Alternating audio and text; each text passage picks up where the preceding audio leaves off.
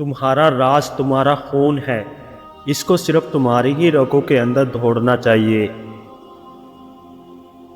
فطرت کے عطیات میں سب سے بڑا عطیہ ایک پرسکون نیند ہے۔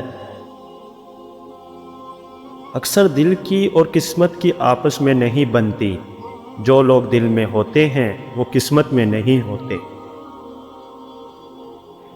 جتنی تمہاری چادر ہے اس سے بھی کم اپنے پاؤں پھیلاؤ، یقین جانو ہمیشہ سکھی رہو گے۔ زندگی میں انسان کو حاصل تو بہت کچھ ہوتا ہے، مگر انسان بس اس کا حساب رکھتا ہے جو اس کو نہ مل سکا۔ احمق انسان کی دوستی سے بچو، کیونکہ وہ تمہیں فائدہ دیتے دیتے نقصان پہنچا جائے گا۔ اکثر وہی لوگ تمہارے مقابلے میں آتے ہیں جن کی پہچان تمہاری وجہ سے بنی ہو۔ ہمارے خلاف کئی لوگ کام کرتے ہیں، مگر جب ملیں تو بہت احترام کرتے ہیں۔ تمہاری روزی تمہارا مقدر ہے، یہ تمہیں مل کر ہی رہے گی، کوئی اس کو کم کر سکتا ہے نہ بڑھا سکتا ہے۔ زندگی کا خوبصورت پودا پیار محبت کا ہے، جو زمین کے اوپر نہیں بلکہ دل میں اگتا ہے۔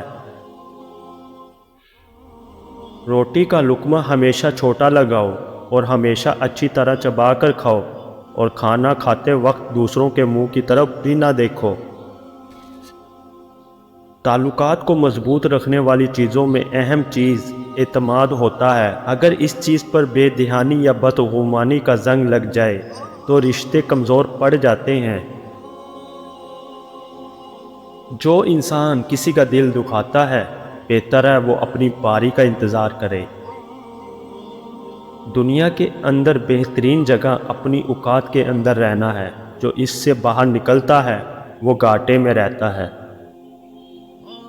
جو کپڑے حلال رزق سے بنائے ہوئے ہوں وہ کبھی پرانے نہیں ہوتے۔